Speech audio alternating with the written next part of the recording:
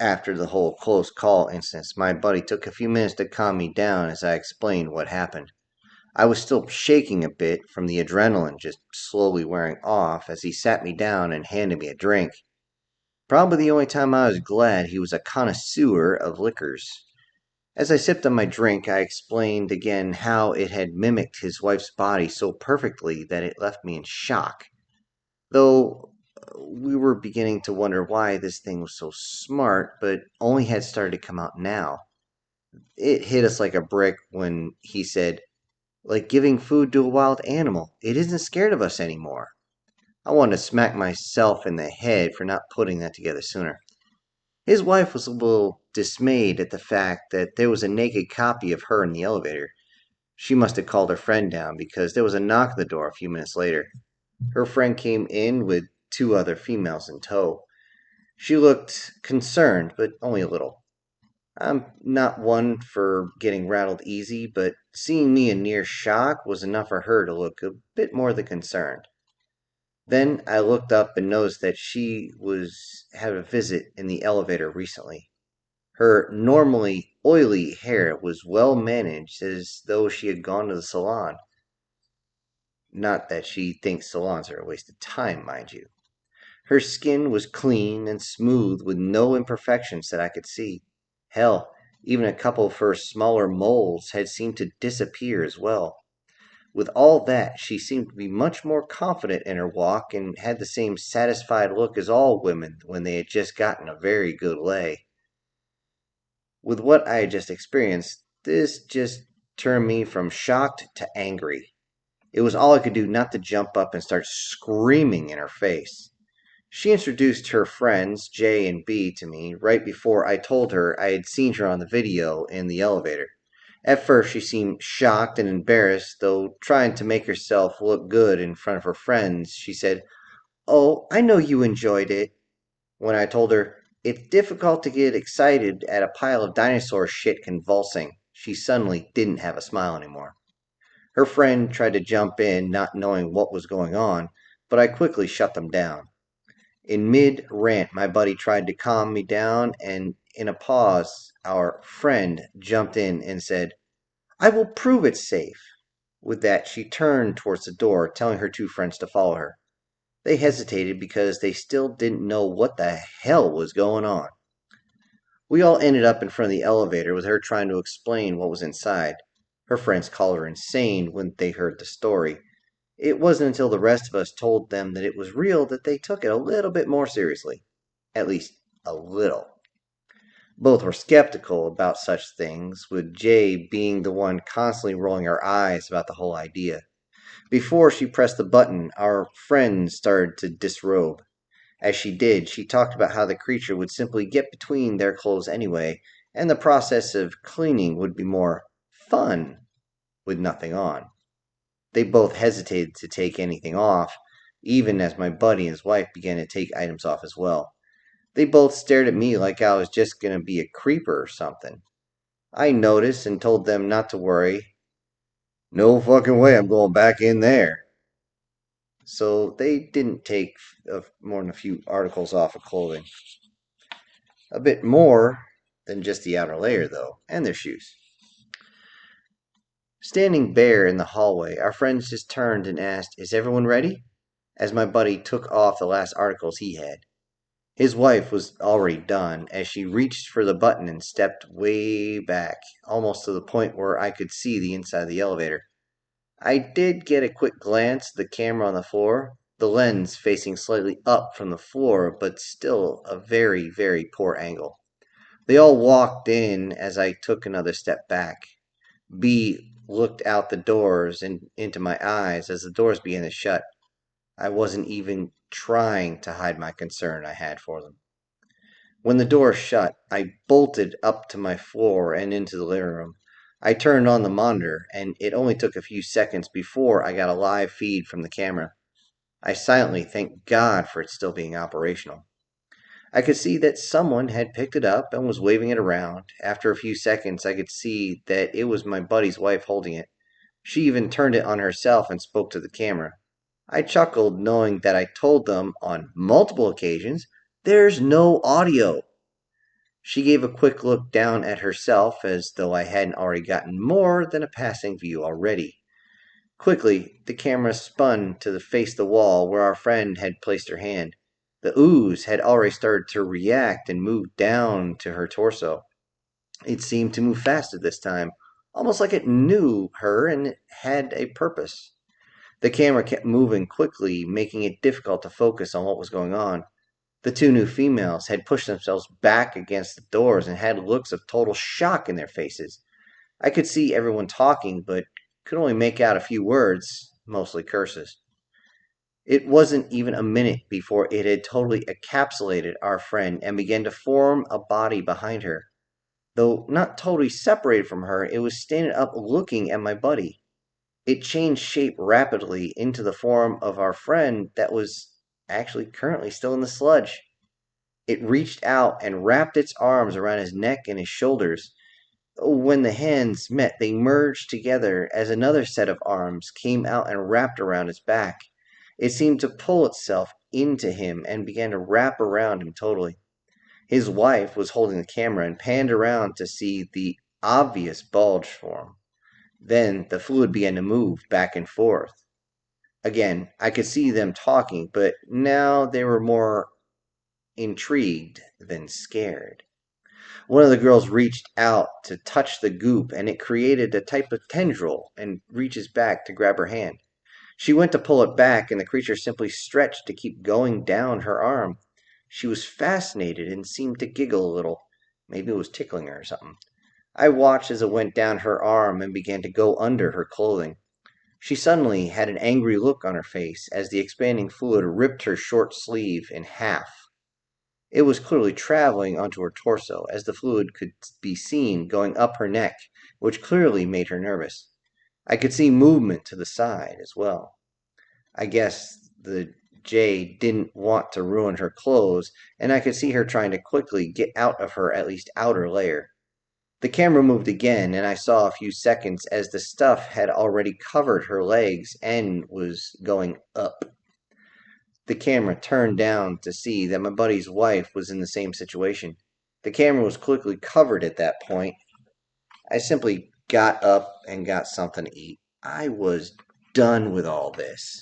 If they wanted to use something like that has been proven to kill people as a fucking sex toy, then go ahead and I'm done with you.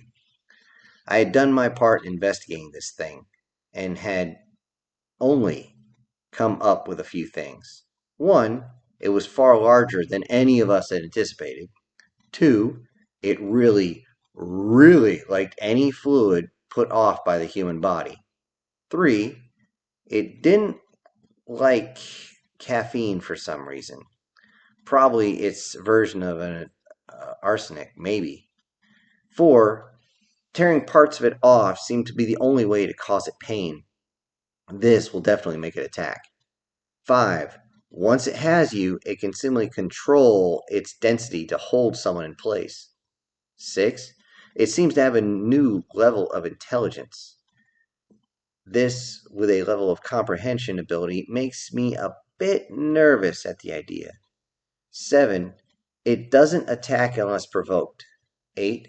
The results of its cleaning seems to go beyond simple fluid removal. 9. It likes to mimic what it warps or wraps up in. 10.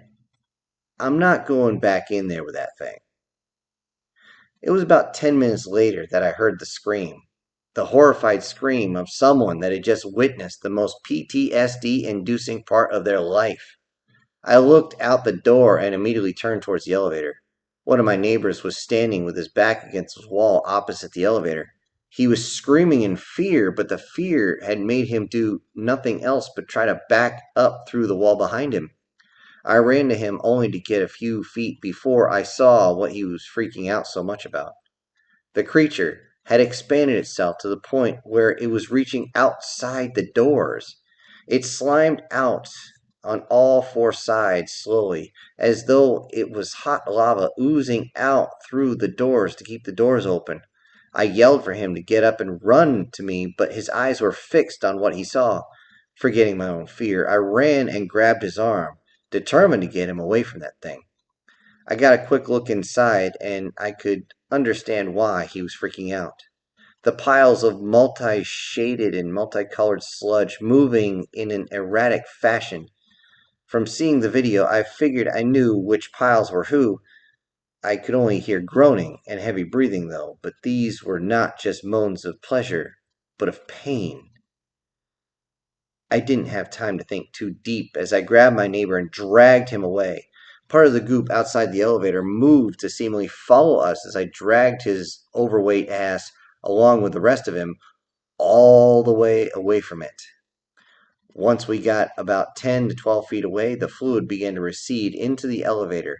I watched as it almost sucked itself back behind the doors and watched them close. Asking him if he was all right was a lost cause. I simply dropped him off with his girlfriend and placed a drink in his hand before leaving.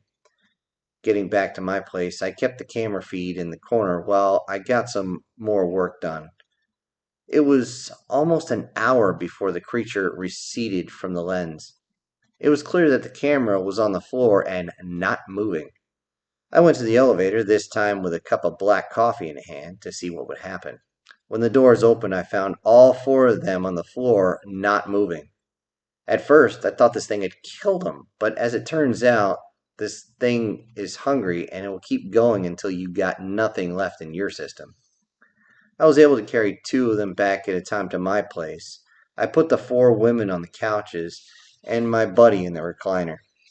For a while, I had to hold the cups of water to them so they could drink. Once they got a little water, I got the sports drink out so they could get some electrolytes in them as well. It wasn't until the next morning that they were all up and moving, though not very well. I expected them to be angry, bitter, resentful, or even ashamed of what happened. Instead, at breakfast, all they could say is how they wanted to do it again. I told them they were all nuts. If I hadn't been watching over them, the sudden dehydration would have killed them. I had to guess they were still euphoric due to the basic slime orgy they just had. Well, that was until my buddy turned to his wife and talked about how he was thankful she wanted to bang while being covered in fluid. She looked confused, and I didn't pay much attention until he continued. Saying the details, he had moved around until he thought he had found her and got down to business. That was until his wife said, "It must have been the creature because it wasn't me." The phrase made everyone pause, and the look on our friend's face was enough to explain.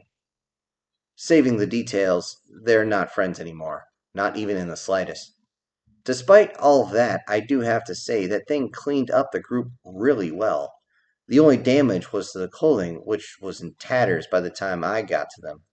Since J and B were wearing only my shirts, it was easy to see that their skin conditions they might have had were all gone.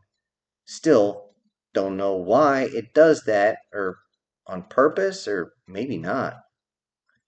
The story of what the neighbor had seen in the elevator was more than enough to get people to stay out. Those on the higher floors would stay out for about a week or two before taking the stairs was just too difficult for them, and they wanted back in. When the women explained what the thing would do for them, it wasn't long before I could hear the elevator bell ring and be able to see another encapsulated person.